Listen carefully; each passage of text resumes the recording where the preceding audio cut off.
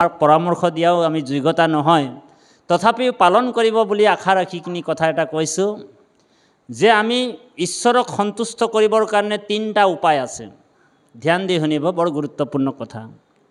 ঈশ্বৰ আপোনাৰ প্ৰতি সন্তুষ্ট হৈ থাকিব সদায়, সদায় আপোনাক সন্তুষ্ট হৈ থাকিব। বোলে কি কি? বোলে দয়া সৰ্বে ভূতেষু সন্তুষ্টে এন কেনৱা। জীৱৰ প্ৰতি দয়া, সমস্ত জীৱৰ প্ৰতি দয়া ভাৱ আমি আনিব লাগিব। আমি প্ৰাণী হিংসাটো প্ৰাণী বধটো এৰিব লাগিব। প্ৰাণী হিংসাটো যদি ত্যাগ কৰিব পাৰোঁ তেতিয়াহ'লে আমাৰ প্ৰতি ঈশ্বৰ সন্তুষ্ট হৈ থাকিব। আৰু 2 নম্বৰ এটা আছে যে আপুনি সন্তুষ্ট হৈ থাকিব লাগিব প্ৰত্যেকটা ক্ষেত্ৰতে। যি পাইছে সেইটোকে আপুনি গ্ৰহণ কৰক। কেতিয়াবা বোলে দাল ৰুটিয়ে পালে সেইটোতেও সন্তুষ্ট, কেতিয়াবা পনীৰ ভাজি পালে সেইটোতেও সন্তুষ্ট, কেতিয়াবা একোৱে নাপালে ঔ হৰি ও ৰাম, নিমখ দিয়ে ভাত খাই ল'ব তাতে সন্তুষ্ট। বুজিছেনে বাপ? যাৰ জীৱনত সন্তুষ্ট আহিল, সেই সন্তুষ্ট যাৰ জীৱনত আহি গ'ল তেওঁৰ প্ৰতিও ঈশ্বৰ সন্তুষ্ট হৈ যায়। ঔ হৰি ও ৰাম। আৰু 3 নম্বৰ হৈছে ঈশ্বৰ পাবৰ কাৰণে 3 নম্বৰ উপায়টো হৈছে ভগৱন্তক পোৱাৰ একমাত্ৰ মাৰ্গটো হৈছে প্ৰাৰ্থনা, স্তুতি। যিমান আপুনি স্তুতি কৰিব, প্ৰাৰ্থনা কৰিব, কৃষ্ণক আপুনি লাভ কৰিব পাৰিব। আৰু 4 নম্বৰ মাৰ্গ এটা আছে, বোলে ভকত যদি আপোনাৰ প্ৰতি সন্তুষ্ট হৈ থাকিব তেতিয়াও ভগৱন্ত আপোনাৰ প্ৰতি সন্তুষ্ট হৈ যাব। ঔ হৰি ও ৰাম ও ৰাম। গতিকে সকলোৱে মিলি 1 মিনিট হৰি নাম ল'ম। তাৰ আগে আগে আমি পাঠৰ মাজত অকণমান সোমাই যাওঁ। ইয়াতে কৈছে অচেতন সবে সুতি আচন্ত ভূমিত, জলমাত্ৰ পিয়া গোপগণে ধৰি ব্ৰত, শুৱাইল শাৰী শাৰী উপবাসে প্ৰয়াত। উপবাসত সকলোৱে সৰস্বতী নদীৰ পাৰত যিমান গোপ গোপীসকল আছিলে নন্দকে আদি কৰি সকলোৱে শুই আছিলে সৰস্বতী নদীৰ পাৰত। সেইবেলা অকণমান কৈ ল'ম বাপ। তাৰপিছতে অচেতন সবে সুতি আচন্ত ভূমিত, সেইবেলা এক অজগৰ বুভুক্ষিত, ধৰিল নন্দক আহি গিলিবাক লাগি, ত্ৰাহে আটা খেকে দিল গোপৰাজে যাকে। নন্দ এনেকা শুই থাকোঁতে এটা অজগৰ কি কৰিলে, অজগৰ সাপে নন্দক কি কৰিলে, কঁকাললৈকে গিলিয়ে পেলালে, আধা আধি গ'লেই মানে। ৰ'ব 1 মিনিট কৈ আছোঁ বাপ। কৃষ্ণ প্ৰভু ক'ব বাৰু, আপুনি ক'ব। হয় হয়, বিশেষ ডিফাৰেঞ্চ নাই বাপ, ভকত আৰু বৈষ্ণৱ নাই নাই নাই, একেই বুলিবলৈ পাৰি, কিন্তু ইমান অকণমান জাষ্ট ডিফাৰেঞ্চ এটা আছে আৰু ভকত আৰু বৈষ্ণৱৰ মাজত। ভকত শব্দৰ অৰ্থটো হয় এতিয়া ধৰি লওক ভক্ত প্ৰহ্লাদ এনে বৈষ্ণৱ, কিন্তু ভাগৱতৰ 7ম স্কন্ধত তাত ভকত বুলিও তেওঁক সংবৰ্ধনা জনাইছে, ভগৱান নিজেই জনাইছে, ভকত বুলিও কৈছে আৰু বৈষ্ণৱ বুলিও কৈছে। তো ডিফাৰেঞ্চটো নাই একো, হয়নে বাৰু? এতিয়া আপোনাক মই বৈষ্ণৱ বুলি ক'লেও অশুদ্ধ নহয় আৰু ভকত বুলি ক'লেও। ভাগৱতৰ 7ম স্কন্ধত ভক্ত প্ৰহ্লাদক, কাৰণ ভক্ত প্ৰহ্লাদ যেতিয়া, ভক্ত শব্দৰ অৰ্থই ভকত। ভক্ত শব্দৰ অৰ্থটো অসমীয়াত আমি কোমল শব্দৰ অৰ্থ যদি ভাঙনি কৰোঁ ভকত, ভক্ত শব্দৰ কোমল হেৰিটোৱে হৈছে ভকত, হয়নে বাৰু? কোমল অৰ্থটো। তো গতিকে বিশেষ মানুহবিলাকে বিশেষ কৰিব বিচাৰে, কিন্তু বৈষ্ণৱৰ ভিতৰত 12জন বৈষ্ণৱ আছে, মুখ্য বৈষ্ণৱ কিন্তু দেই বাৰু। 12জন বৈষ্ণৱ কোন কোন? ধ্যান দি শুনিব। বৈষ্ণৱৰ 12জন বৈষ্ণৱ হৈছে ব্ৰহ্মা মনোহৰ, কপিল কুমাৰ, শুক ভীষ্ম বলিৰায়, প্ৰহ্লাদ নাৰদ, জনক আমি 12জন সমুদায়। এইটো কীৰ্তনত আছে, ভাগৱততো আছে। কীৰ্তনত গুৰুজনাই কৈছে 12টা বৈষ্ণৱৰ ভিতৰত কোন কোন পৰম বৈষ্ণৱ? পৰম বৈষ্ণৱ কোন কোন? 12জন কোন কোন?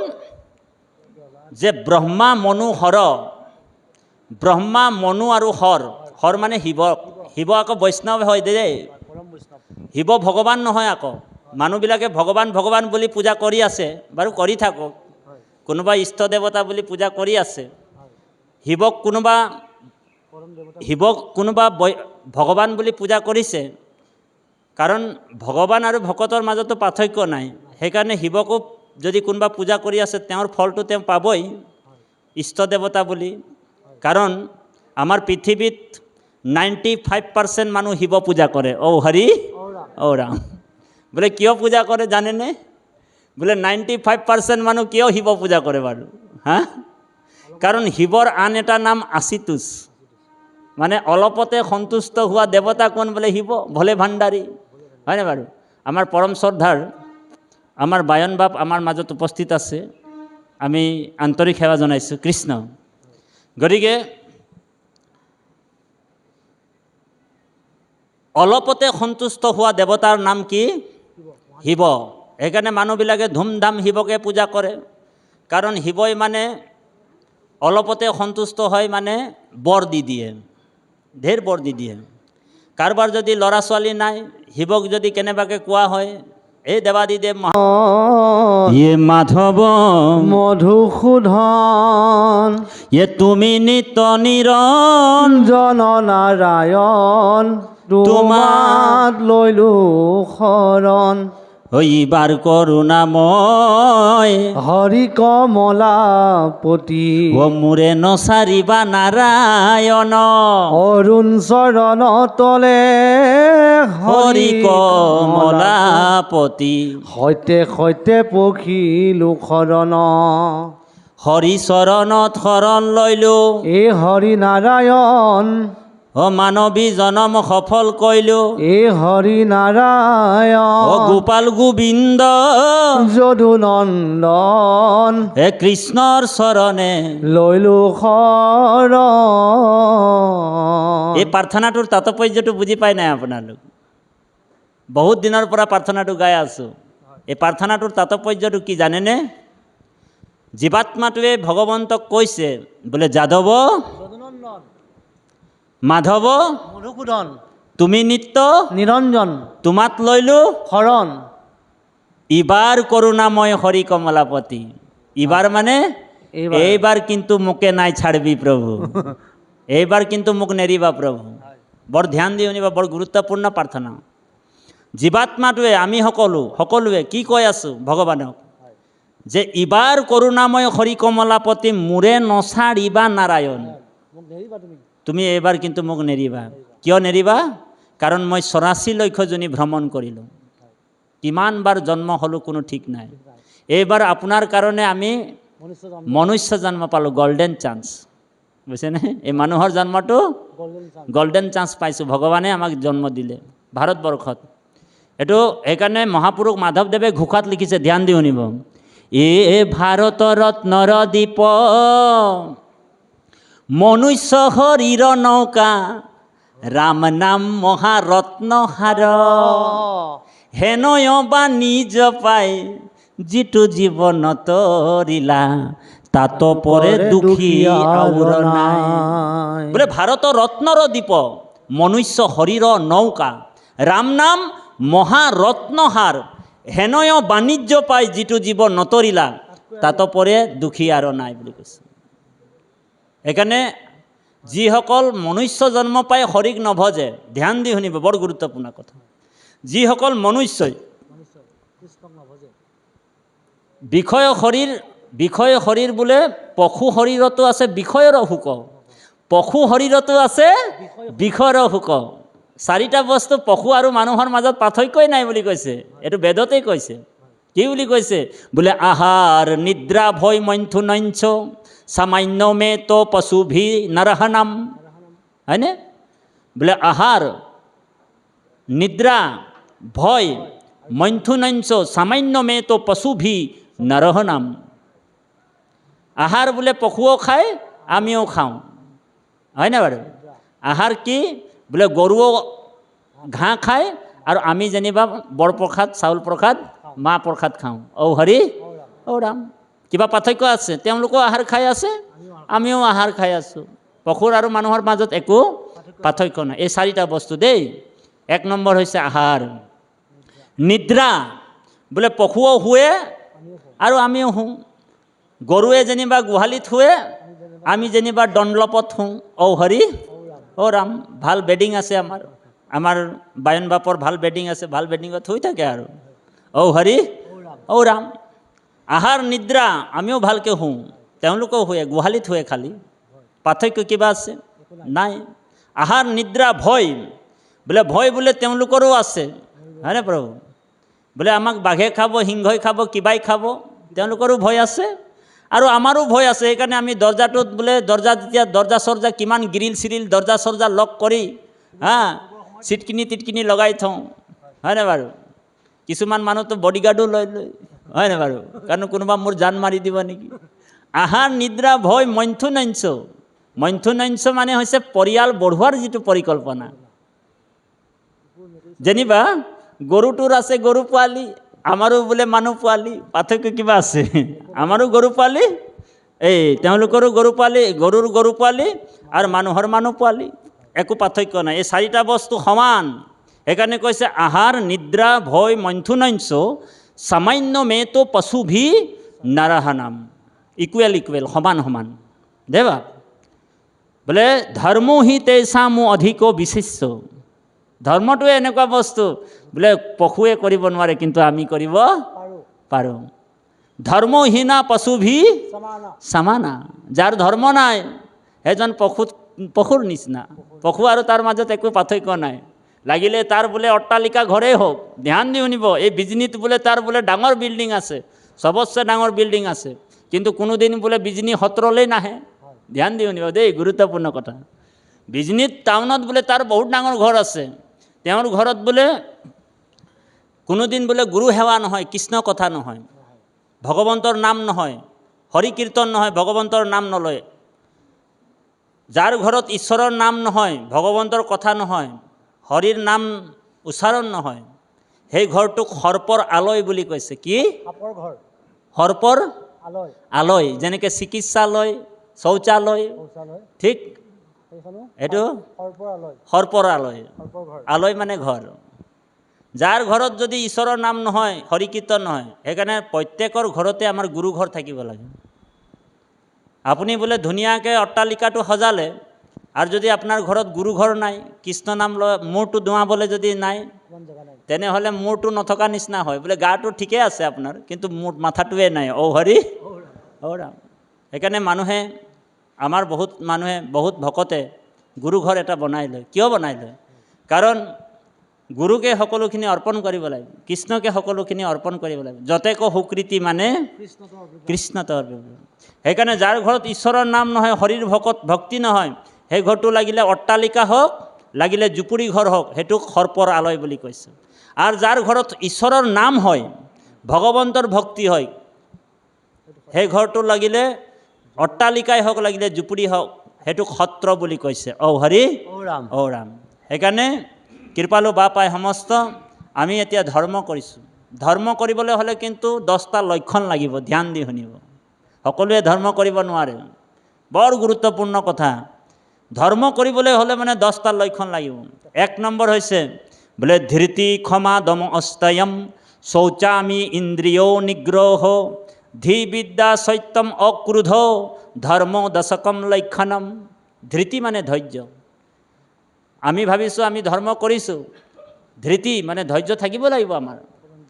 অকণমান যদি আমাৰ বিপদ হৈছে, আমি যেনিবা ডেইলি নামঘৰলৈ আহি আছোঁ, সত্ৰলৈ আহি আছোঁ, যদি ঘৰত বিপদ এটা হৈ যায় কেনেবাকৈ, ভগৱানক আমি ক'ম, বোলে ভগৱন্ত কণা গোসাঁই ইমান নামেই গাই আছোঁ, আমাৰেই বোলে সদায় বিপদ, এই বুলি যদি ভাবি লৈছে, তেনেহ'লে হৰি ৰাম, ফেল হৈ গ'ল আপুনি। বুজিছে নহয়? সেইটো হ'ব নালাগিব। ধৃতি মানে ধৈৰ্য থাকিব লাগিব।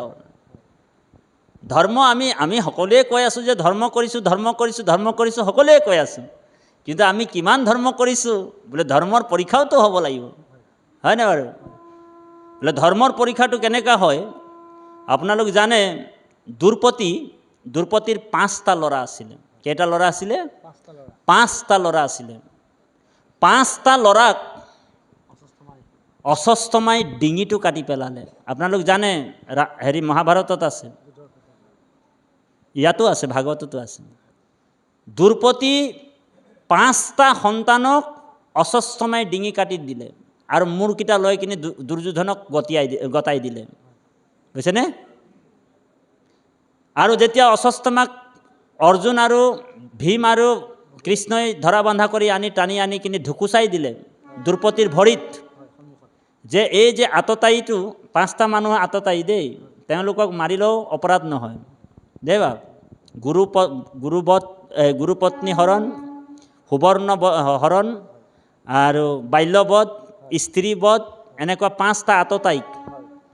5টা আততায়ীক যদি মাৰি দিয়া হয়, ৰাজহুৱাভাৱে মাৰক, লাগিলে কোনোবা অকলে মাৰক, সেইটো অপৰাধ নালাগে। কোনোবা যদি বাল্যবধ কৰিছে, তেওঁক যদি কোনোবা পাই কিনি যদি মাৰিও পেলায়, সেইটো অপৰাধ নহয় দেই বাপ।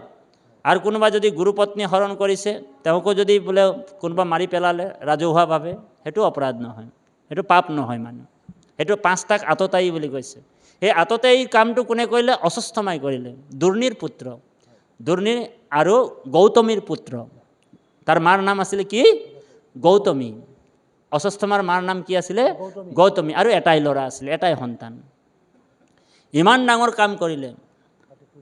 পঞ্চপাণ্ডৱক একেবাৰে নিৰ্যান কৰি দিম, শেষ কৰি দিম, সেই বুলি পঞ্চপাণ্ডৱক কাটিবলৈ আহিছিলে। কিন্তু পঞ্চপাণ্ডৱ তাত নাছিলে, পূৰ্ণিমাৰ ৰাতি আছিলে। ভগৱানৰ লীলা চাব দেই, সেই তাত কৃষ্ণও আছে আকৌ। বোলে জগতৰ ঈশ্বৰ কৃষ্ণ বোলে থাকোঁতেও কিন্তু এনেকুৱা হৈছে। এইটো চিন্তা কৰক আপোনালোক। কাৰণ ভগৱন্তও বিধিৰ বিধানটো খণ্ডন নকৰায়। বিধিয়ে যিটো ৰচনা কৰি দিছে, সেইটোক ভগৱন্ত মানে হেৰি নকৰে, আপোনাৰ হস্তক্ষেপ নকৰে। বিধিয়ে আপোনাক যিটো লিখি দিলে এইটো হ'বই, ভগৱন্তই আপোনাক হেৰি নকৰিব, হস্তক্ষেপ নকৰে। কাৰণ বিধিৰ যিটো বিধান আছে সেইটো হ'বই আৰু নিশ্চিত হ'ব। ভকতৰ অকণমান ৰেহাই হ'ব পাৰে। গতিকে 5টা সন্তানৰ ডিঙি কাটি অশ্বত্থামাই লৈ গ'ল দুৰ্যোধনৰ ওচৰত। আৰু যেতিয়া শৰৎ পূৰ্ণিমা ৰাতি আছিল সেইদিনাখন, ভগৱান কাল হয়, ভগৱন্তে কি কৰিলে যে জানে যে অশ্বত্থামাই আজি সন্তান 5টাক কাটিবলৈ আহিব। কৃষ্ণটো অন্তৰ্যামী হয়। সেই শৰৎ পূৰ্ণিমা ৰাতি পঞ্চপাণ্ডৱক কৈছে, ব'লা তোমালোকক আজি ইমান ধুনীয়া পূৰ্ণিমাৰ ৰাতি চাইছা, তোমালোকক আজি মই বন বিহাৰ কৰিবলৈ লৈ যাম ৰথত উঠাই। চবকে লৈ গ'ল, বুজিছেনে? চবকে লৈ গ'ল যুদ্ধৰ শেষত, বন বিহাৰ কৰিবলৈ লৈ গ'ল ভগৱানে, ছাইড কৰাই দিলে। জানে যে অশ্বত্থামা যদি পঞ্চপাণ্ডৱক মাৰিবও নোৱাৰে। গতিকে 5টা ল'ৰা কক্ষত শুই আছিলে, অশ্বত্থামাই কৃপাচাৰ্যৰ লগত গ'ল আৰু 5টা ল'ৰাক ডিঙি কাটি কিনি লৈ আহিলে। আৰু যেতিয়া এই বাৰ্তাটো শুনিল, এজন মাতৃৰ হৃদয়ত কি হ'ব বাৰু আপোনালোক চিন্তা কৰক, ধ্যান দি শুনিব। এজন মাতৃৰ হিয়াত কি হ'ব? 5টা সন্তানক যদি কাটি দিয়ে লগে লগে। তেনেকুৱা এজন দ্ৰুপদী। ধৰ্ম শিকিবলৈ হ'লে দ্ৰুপদীৰ পৰা শিকিব লাগিব। ধৰ্ম শিকিবলৈ হ'লে আমি কুন্তীৰ পৰা শিকিব লাগিব না বাপ? দ্ৰুপদীয়ে কি কৰিলে?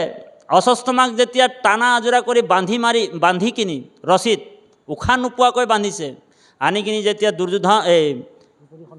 দ্ৰুপদীৰ সন্মুখত ঢুকুচাই দিলে যে এইজনে তোমাৰ সন্তানক কাটিছে, ইয়াক যি পানিছমেণ্ট কৰিব আছে কৰা। তেতিয়া দ্ৰুপদীয়ে অৰ্জুনক গালি পাৰিছে, কাজিয়া লাগি গ'ল। কৃষ্ণই সেই কাজিয়াটো ভাঙিছে, উল্টাই কাজিয়া লাগিছে যে মোৰ 5টা সন্তানক কাটিছে আৰু তথাপিও এইজন মোৰ সন্মানীয়, কাৰণ ব্ৰাহ্মণ হয়, ভকত হয়, চৰণ চুই সেৱা কৰিছে। ঔ হৰি ঔ ৰাম। আপুনি পাৰিব নেকি? বোলে আপোনাৰ কোনোবা 5টা সন্তানক কাটিলে আপুনি গৈ কিনি আৰু তাৰ চৰণ চুই সেৱা কৰিব? কাষতে কোনোবা এদিন বোলে আপোনাৰ লগত কাজিয়া লাগিলে, তাক আৰু কেতিয়া বদলা ল'ম, সদায় এইটোৱে ভাবি থাকিব, হয়নে বাৰু? সেইকাৰণে ধৰ্ম আমি কৰিছোঁ বুলি ভাবিছোঁ, কিন্তু ধৰ্ম কৰাটো বহুত টান। আপোনালোক কৰিছে বাৰু, যিমান যথাযথভাৱে যিমান পাৰিছে কৰিছে, কৰক। কিন্তু ধৰ্মৰ 1 নম্বৰ কথাটোৱে হৈছে ধৃতি মানে হৈছে ধৈৰ্য থাকিব লাগিব আমাৰ। ধৃতি, ক্ষমাৰ গুণটো আমাৰ থাকিব লাগিব। আমাক যদি কোনোবা টান কথা এটাও কৈ দিয়ে, আমি তাক ক্ষমা কৰি দিব পাৰিব লাগিব, হয়নে বাৰু? কিন্তু উল্টাই যদি আৰু তাৰ প্ৰতিশোধ ল'বলৈ যাওঁ, তেনেহ'লে ঔ হৰি ঔ ৰাম। তেনেহ'লে ইমান দিন ইয়াত নামঘৰত আহি একো লাভ নহ'ব। গতিকে কৃপালু বাপাই সমস্ত ডিঙি কঁকাললৈকে হেৰি গিলি পেলালে, তাৰপিছত পাঠৰ মাজত আমি সোমাই যাম। গতিকে ইবাৰ কৰোণাময় হৰি কমলাপতি মোৰে নচাৰিবা নাৰায়ণ। গতিকে আমি ভগৱন্তক এইবাৰ একেবাৰে শেষত প্ৰাৰ্থনা কৰিছোঁ যে এইবাৰ কিন্তু মোক নেৰিবা প্ৰভু, মই তোমাৰ কৃপাত মানুহৰ জন্মটো পালোঁ, 84 লক্ষ জনী ভ্ৰমণ কৰিলোঁ, বোলে স্থাৱৰ বিংশতি লক্ষং। আমি গছ গছনি তৰুলতা হৈ কিনি 20 লাখ বাৰ জন্ম হৈছোঁ। আমাৰ মনত নাই কিন্তু কিমান বাৰ? 20 লক্ষ বাৰ আমি জন্ম হ'লোঁ। আমি যে এতিয়া গছকেইটাক কাটিছোঁ, আমাকো কোনোবা কাটিছিলে আগত, বুজিছে নহয়? সেইকাৰণে গছবোৰও বেয়া নাপায়, কাটিলেও বেয়া নাপায়। আৰু গছবোৰক কাটিছে যে আমি, বা গছবোৰে আমাক যে ফল দিছে, হয়নে বাৰু? কিহৰ কাৰণে ফল দিছে? যে মানুহে খওক ফলবিলাক, আৰু মানুহে যেতিয়া খাব মোৰ পুণ্য হ'ব, আৰু হয়তো মই মানুহৰ জন্মটো আকৌ কিজানি লাভ কৰিব পাৰিম। সেইটো কাৰণে পৰ উপকাৰে ফলন্তি বৃক্ষ বুলি কৈছে। পৰ উপকাৰত মানে গছবিলাকে ফলো দি আছে। আৰু নদীও নিজৰ পানী নাখায়, নিজে খায় নেকি? পৰ উপকাৰে মানুহে খাই আছে, হেৰিয়ে খাই আছে, গৰু ছাগলীয়ে খাই আছে, সকলোৰ পিয়াঁচ বুজাই আছে, কিন্তু নিজেই কিন্তু নিজৰ পানী খোৱা নাই। কিহৰ কাৰণে? কাৰণ সেই সকলেও কৈছে যে আমাকো মানুহ জন্ম লাগে। দেৱতাও বাঞ্ছা কৰি আছে যে আমি মানুহৰ জন্ম পাওঁ বুলি। দেৱৰো দুৰ্লভ মনুষ্য জন্ম, দেৱৰো দুৰ্লভ বুলি কৈছে। মানুহৰ জন্মটো এনেই নাভাবিব আপোনালোক, বোলে দেৱৰো দুৰ্লভ বুলি কৈছে। সেইকাৰণে ভাগৱতৰ এই 10ম স্কন্ধতে অলপ পিছতে ওলাব যে ভৱতৰিবাৰ যোগ্য মনুষ্য শৰীৰ, বিষয় বাতাস পায়া কৰিলা অস্থিৰ। ভৱতৰিবাৰ যোগ্য মনুষ্য শৰীৰ, বিষয় বাতাসা পাই কৰিলা অস্থিৰ। আমাক অস্থিৰ কৰি পেলাইছে, আমাক বিষয় বাতাসাই আমাক অস্থিৰ কৰিছে। গতিকে কৃপালু বাপাই সমস্ত 1 মিনিট সময় হৰি নাম ল'ম, তাৰপিছত আকৌ পাঠৰ মাজত সোমাই যাম। কৃষ্ণ জয় গুৰু শংকৰ।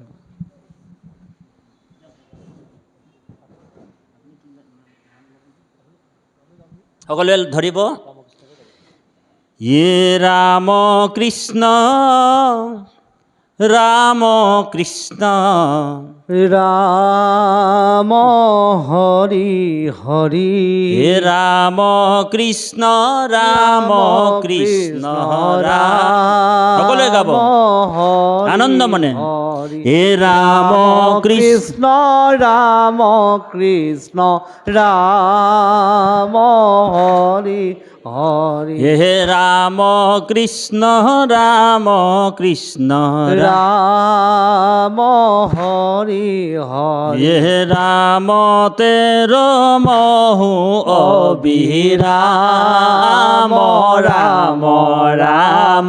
ৰাম সকলোৱে কৃষ্ণ ৰাম কৃষ্ণ ৰাম হৰি হৰি, হে ৰাম তেৰ মহু অবিৰাম ৰাম ৰাম। ৰাম কৃষ্ণ ৰাম কৃষ্ণ ৰাম হৰি হৰি, হে ৰাম নাম ধৰ্ময় অনুপাম ৰাম ৰাম। ৰাম কৃষ্ণ ৰাম কৃষ্ণ ৰাম হৰি হৰি, হে পুৰে ভকতৰ মন কাম ৰাম ৰাম। ৰাম কৃষ্ণ ৰাম কৃষ্ণ ৰাম হৰি হৰি, হে কলি যুগে ৰাম নাম হৰি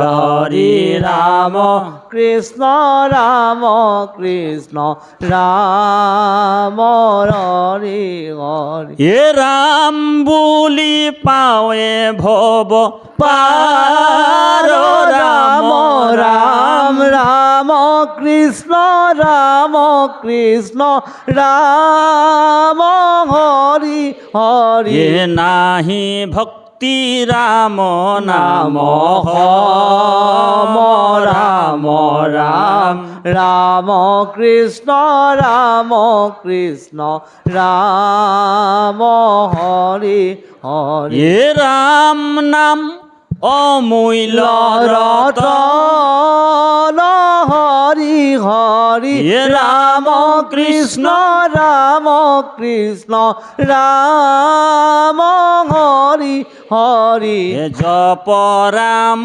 নাম বিশ্রাম রাম রাম রাম কৃষ্ণ রাম কৃষ্ণ রাম হরি হরি এ রাম বুলি পাৱে ভব পার রাম রাম রাম কৃষ্ণ রাম কৃষ্ণ রাম হরি হরি এ রাম নাম মুক্তি বিড়ম্বন রাম রাম রাম কৃষ্ণ রাম কৃষ্ণ রাম হরি হরি এ রাম নাম মৃত্যু সঞ্জীবনী রাম রাম রাম কৃষ্ণ রাম কৃষ্ণ রাম হরি হরি এ নাহি ভক্তি রাম নাম রাম রাম রাম রাম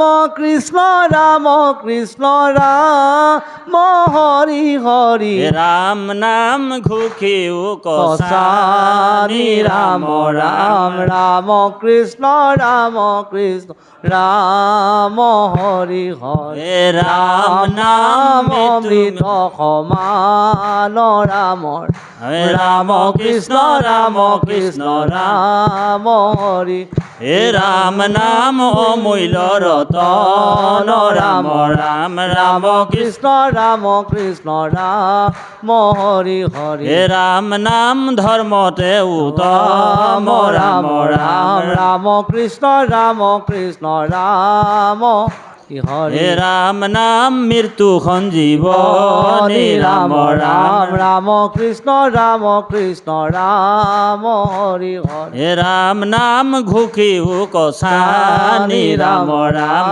রাম কৃষ্ণ রাম কৃষ্ণ রাম হরি হরি হে রাম নাম মৃত্যু সঞ্জীবনী রাম রাম রাম কৃষ্ণ রাম কৃষ্ণ রাম হরি হরি হে জপ রাম নাম বিশ্রাম রাম রাম রাম কৃষ্ণ রাম কৃষ্ণ রাম হরি হরি হে রাম নাম ঘুখিও কসানি রাম রাম রাম কৃষ্ণ রাম কৃষ্ণ রাম হরি হরি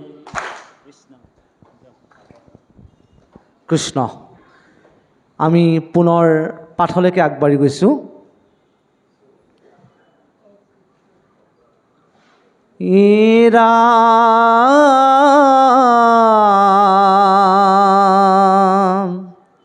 অকটুজোৰ জালি পুৰৈ তাৰকলে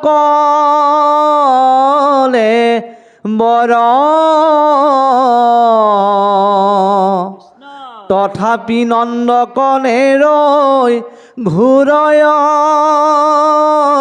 জগৰ দেখিয়া বৃহবল সবে কাৰু ধাতু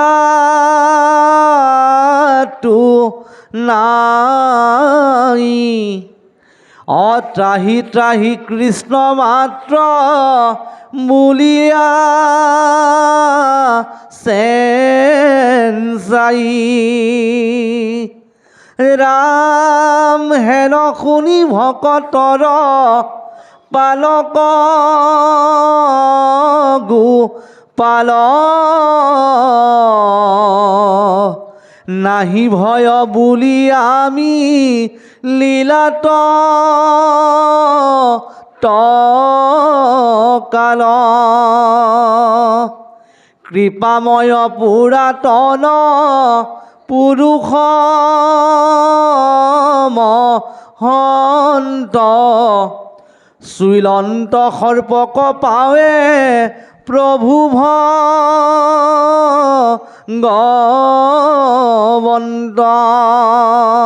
কৃষ্ণ এতিয়া পাঠে কৈ আছে আমাক যে হে কৃষ্ণ,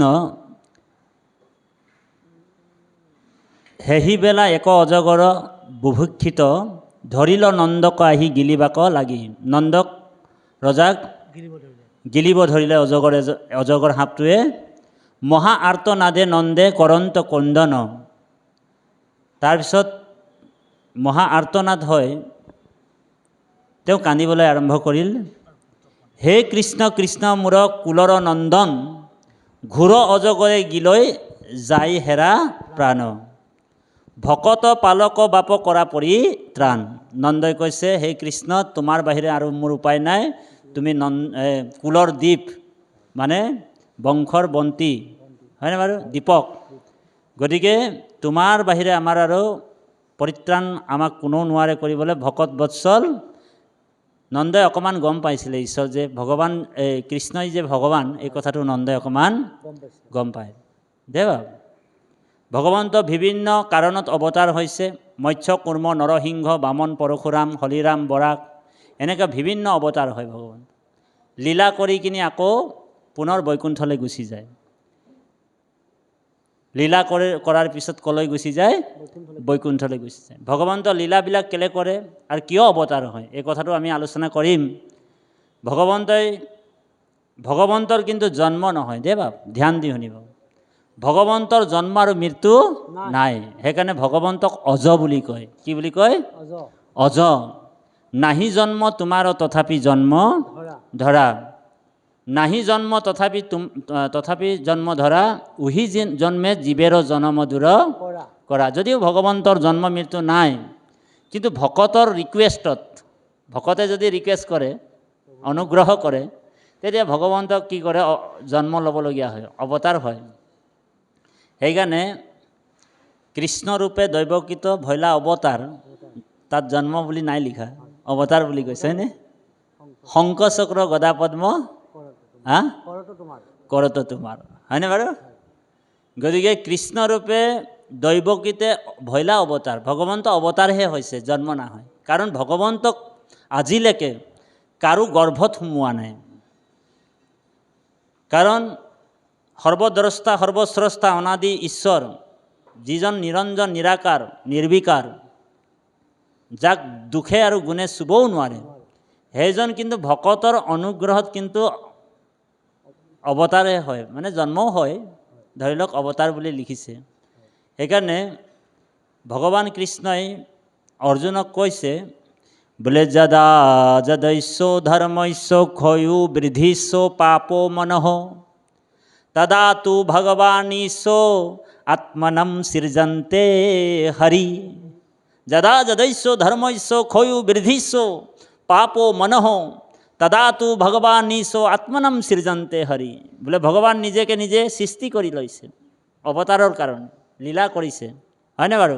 সেইকাৰণে মহাপুৰুষ মাধৱদেৱে ঘোষাত লিখিছে, আপোনাক মোক আমাৰ নিচিনা অবুধ প্ৰাণীবিলাকক, অজ্ঞানী প্ৰাণীবিলাকক আমাক শিক্ষা দিবৰ কাৰণে, জাননী দিবৰ কাৰণে।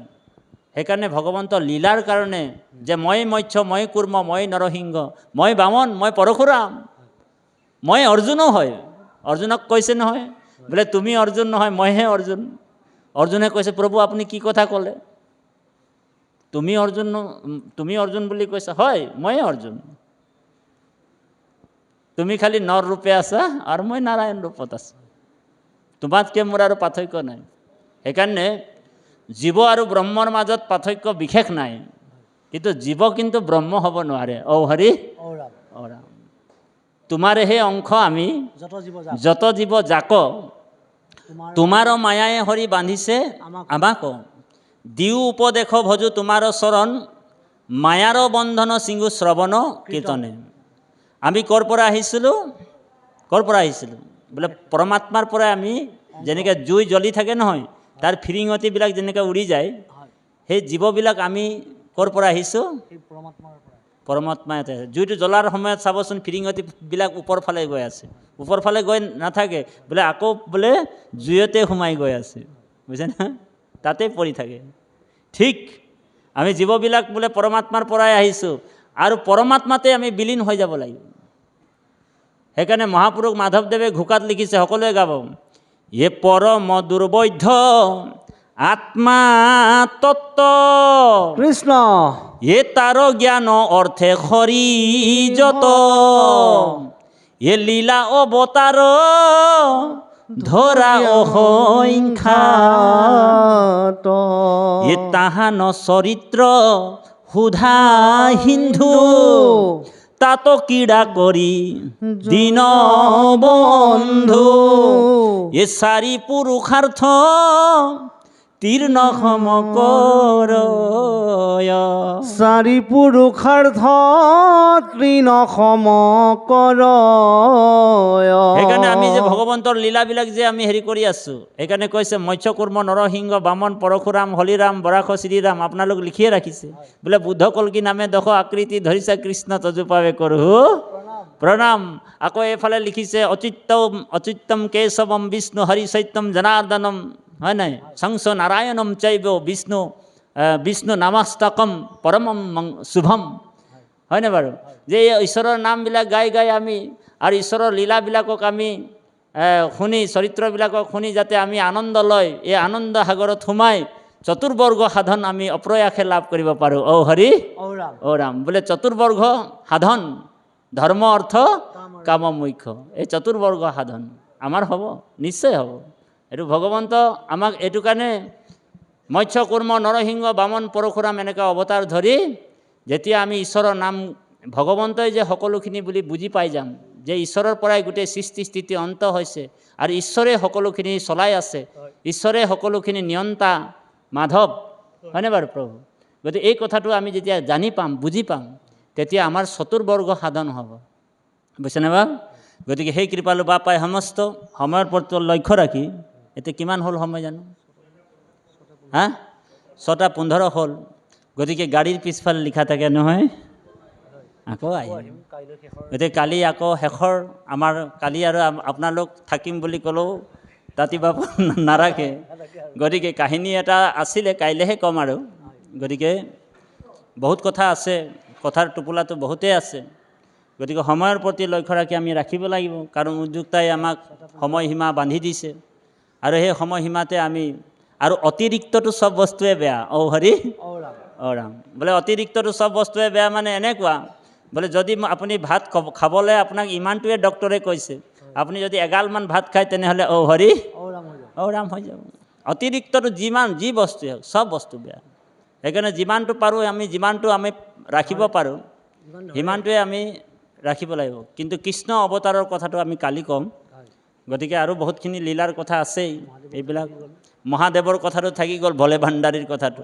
গতিকে সেই দেৱাদিদেৱ মহাদেৱ, এই 12 বৈষ্ণৱে হৰিৰ নামৰ পৰম ৰহস্যটো জানে। কোন কোন? ব্ৰহ্মা মনু হৰ কপিল কুমাৰ শুক ভীষ্ম বলি ৰায় প্ৰহ্লাদ নাৰদ জনক আমিহি বুলি কৈছে। আমিহি মানে যম ৰজা, 12জন সমুদায়। কোনে কোনে জানে 12 বৈষ্ণৱ কোন?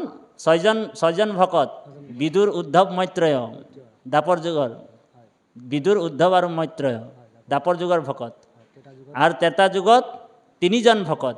কোন কোন? হনুমান, জাম্বৱন্ত আৰু বিভীষণ। এই 3জন এতিয়াও আছে আকৌ দেই, হনুমান, জাম্বৱান আৰু বিভীষণ। জাম্বৱান নাই, জাম্বৱান গ'ল। নাই জাম্বৱানো নাই যোৱা, কাৰণ চিৰঞ্জীৱী বুলি কৈছে।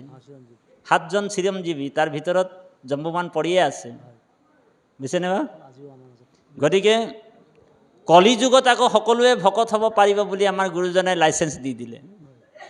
এটা যুগ পাৰ হৈ গ'ল, মাত্ৰ 6জন, তিনিটা ভকত ওলালে, কিন্তু কলি যুগত আকৌ সকলোৱে ভকত হ'ব বোলে। কলিত কীৰ্তন কৰিয়া নিশ্চয় লোক হৈবেক ভকত। এইটো আমাৰ গুৰুজনে কীৰ্তনত লিখিছে, যে সকলোকে লাইচেঞ্চ দি থৈছে, যোনে শুদ্ধভাৱে ঈশ্বৰক নাম ল'ব, ভগৱন্তৰ কথা শুনিব, সেইজনে ভকত হ'ব পাৰিব। দেৱা গতিকে কালি শৰণৰ কথা লৈ অকণমান আলোচনা হ'ব হয় আৰু দেৱাদিদেৱ মহাদেৱৰো কথা হ'ব আৰু এই কাহিনীটো কালিহে শেষ কৰিম যিহেতু অজগৰ সাপে নন্দক গিলিবলৈ ধৰিলে আধাটো গিলি দিলে ভগৱানটো আহি পালেহি ভগৱন্ত আহিলে চিঞৰ বাখৰ কৰি আছে এতিয়ালৈকে অহা নাই কাইলৈ আহিব ভগৱান হয় সকলোৱে যাতে আহিব আমি সেৱা জনালোঁ আমাৰ পৰম শ্ৰদ্ধাৰ বাপজনক ইয়াতে হয় ছেট পৰিছে পৰিছে। ইয়াতে ৰাখি দিবলৈ সেৱা জনোৱা হৈছে কৃষ্ণ মাধৱ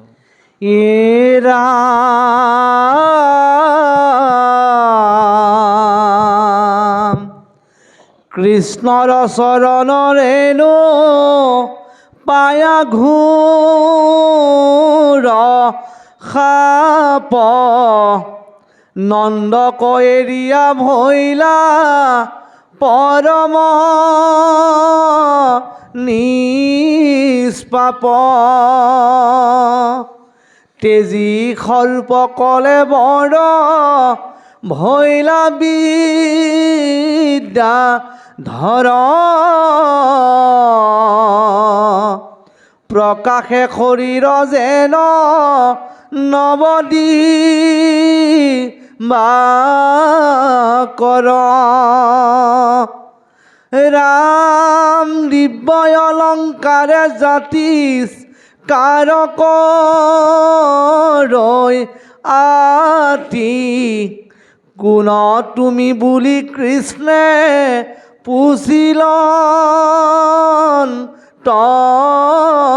মাতি কি কাৰণে ধৰিলা কুট চিত সৰ্প বেশ ৰাম ৰাম শুনা বিদ্যা ধৰে নতি কৰিলা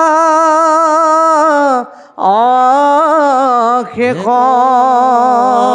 হৰি ৰাম ৰাম ৰাম হৰি ৰাম ৰাম ৰাম ৰাম পুনৰ এফাকি দিবহাই দিছোঁ এ ৰাম দিব্য অলংকাৰে জাতিস্কৰ ৰয়াতি কোন তুমি বুলি কৃষ্ণে বুচিল মাতি ৰাম কি কাৰণে ধৰিলা কুট হৃত সৰ্প বেশ শুনি বিদ্যা ধৰে নতি কৰিলা শেষ হৰি ৰাম ৰাম ৰাম জয় ৰাম ৰাম জয় নাৰায়ণ জয় নাৰায়ণ জয় কৃষ্ণ জয় কৃষ্ণ জয় জগতগুৰু শ্ৰীমন্ত শংকৰদেৱ জয় জগতগুৰু শ্ৰীমন্ত শংকৰদেৱ হৰি হৰি ৰাম ৰাম অপৰাধ বিনাশন তজু নাম নাৰায়ণ জানি নামে পখিলো শৰণে আনগতি নাহি কেমৰণে অপৰাধ ক্ষমা কৰি তুমি দয়াশীল হৰি ইয়ে মোক ৰক্ষা কৰিও চৰণে ৰাম মোক ৰক্ষা কৰিও চৰণে কৃষ্ণ হৰি হৰি ৰাম শ্ৰীমন্ত শংকৰ হৰি ভকতৰ জানা যেন কল্পতৰু তাহান্ত বিনাই নাই নাই নাই আমাৰ পৰম গুৰু তাহান্ত বিনাই নাই নাই নাই আমাৰ পৰম গুণ হৰি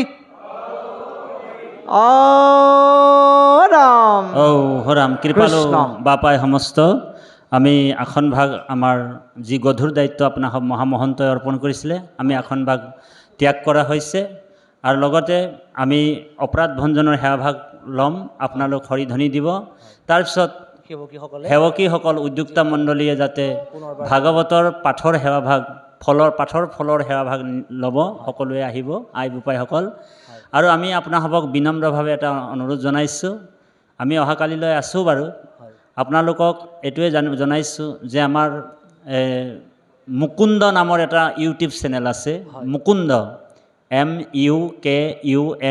MUKUNDO আজি অকণমান কিঞ্চিত ভিডিঅ' যদি হৈছে এই ভিডিঅ'টো আমি আপোনালোকৰ মাজত পিছত অলপ দেৰি হ'ব আপোনালোকক আমি আগবঢ়াম গতিকে আমি সেই চেনেলটো যাতে আপোনালোক ছাবস্ক্ৰাইব কৰিবলৈ ভক্তিপূৰ্ণ সেৱা জনোৱা হৈছে কৃষ্ণ কৃষ্ণ মাধৱ নতুন চেনেল হয় হয় কৃষ্ণ শ্ৰদ্ধাৰ তাঁতীবাপৰ যিটো ইউটিউব চেনেল মুকুন্দ নামৰ চেনেলটোত বিভিন্ন স্থানত তেওঁ এইদৰে ভাগৱত কথা ভাগৱতৰ অমৃত পান কৰাই এই অনুষ্ঠানসমূহ আপোনাসৱে পাব সেয়েহে ইউটিউব চেনেল মুকুন্দ চেনেলটি আপোনাসৱক অকণমান চাবৰ কাৰণে সেৱা ধৰিলোঁ কৃষ্ণ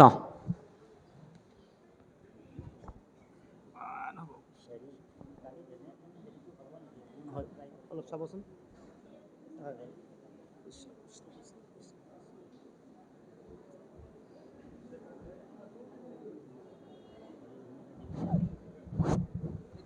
কৃষ্ণ কৃপালু বাপাই সমস্ত আপোনাসৱ হৈছে মহামহন্ত নৰৰূপী নাৰায়ণ বৈকুণ্ঠৰ পাৰিষদ স্বৰূপ আমি আপোনাসৱৰ দাসৰো দাস ভিত্তৰো ভিত্ত চৰণৰ ধূলা মাত্ৰ আজি এই পবিত্ৰ বিজনী সত্ৰ নৈমিষাৰণ্য ক্ষেত্ৰ বৈকুণ্ঠ ধাম এই পৰম বৈকুণ্ঠ ধামত আপোনাসৱ মহামহন্তই এভাগী আমাক গুৰু দায়িত্ব অৰ্পণ কৰিছিলে এই মহান অনুষ্ঠানটিত ভাদ্ৰ মাহৰ যি প্ৰায় মাহজোৰা ভাগৱত পাঠ আৰু ব্যাখ্যা অনুষ্ঠানত আমাৰ নিচিনা নিষ্কৃষ্ট দিব এটাক আপোনাসৱ ব্যাখ্যাৰ আসন অলংকৃত কৰাইছিলে আমি ইয়াৰ কিঞ্চিত যোগ্যতা নাছিলোঁ গতিকে আমি আপোনাসৱৰ ঋণী ভৰিলোঁ বুলি আমি আপোনাসৱৰ চৰণত সদায় দিন যাতে এনেকুৱা ভগৱন্তৰ দুই এষাৰ কথা ক'বলৈ সুবিধা পাম সেয়ে আমি আপোনাসৱৰ চৰণত এভাগী অপৰাধ ভঞ্জনৰ সেৱা জনোৱা হৈছে যিমত স্বৰূপে শ্ৰদ্ধা ভক্তিৰে আমি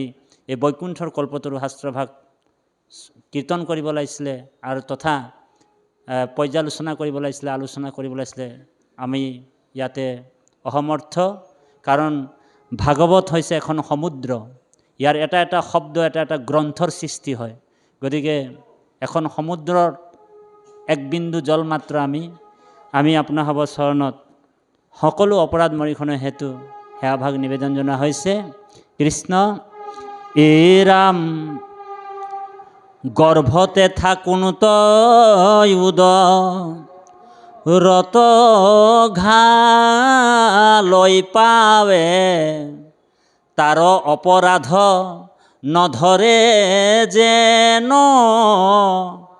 মাৱে তোমাৰ কুশিত আছো চৰাচৰ যত আমি দুখিত ক্ষমি উকদামো দৰাম আমি দুখিত ক্ষমি উকদামো দৰ কৃষ্ণ কৃষ্ণ হৰি হে প্ৰভু ৰাম গোবিন্দ কৃপা কৰ কৃষ্ণ সেৱকীসকলে এটা প্ৰাৰ্থনা জনাই দিয়ক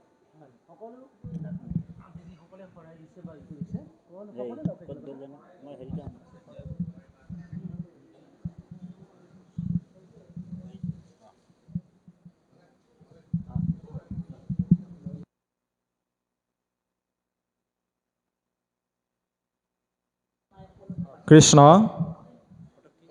পাঠৰ যিসকল গৃহস্থীয়ে শৰাই আগবঢ়াইছিলে তেওঁলোকক একেলগে শৰাই সেৱাভাগ ধৰিবৰ কাৰণে অনুৰোধ জনোৱা হৈছে।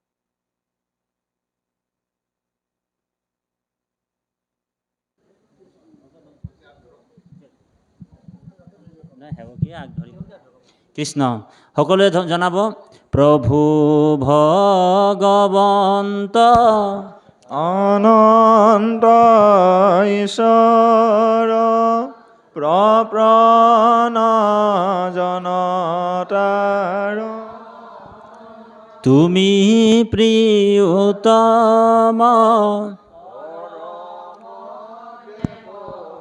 এ জানিয়া লৈলো হৰ ৰাম তুমি কোৱা অপৰম দেৱতা জানিয়া লৈলো কৃষ্ণ হৰি ঔ হৰাম নমো নমো নাৰায়ণ প্ৰসন্ন হৈক হৰি কৰিওক মায়াক নিৰ্জান আপোনাৰ মহিমা আপুনি ব্যকত কৰি জীয়ক কৰা পৰিত্ৰাণ কৃষ্ণ সমস্ত মনোবাঞ্ছা পূৰ্ণ কৰি ভগৱন্তৰ অভয় চৰণত সমস্ত পৰিয়ালবৰ্গক আৰু যিমান ভক্তবৃন্দ আছে এই সত্ৰৰ লগত জড়িত যিমান কাৰ্যকৰ্তা যিসকল সদস্য আছে এনেধৰণৰ জগত কল্যাণৰ আৰু জগতৰ হিতৰ কৰ্ম কৰি সকলোকে যাতে ভগৱত ভক্তি জ্ঞান প্ৰদান কৰি কৃপা কৰিব এই অৰ্থে প্ৰভু ভগৱন্তৰ চৰণত তেৰা সমস্ত সেৱাভাগ অৰ্পণ কৰি দিয়া হৈছে।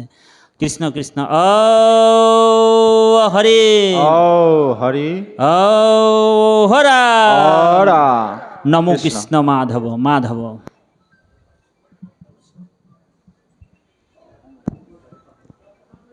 ঔ হৰি অৰা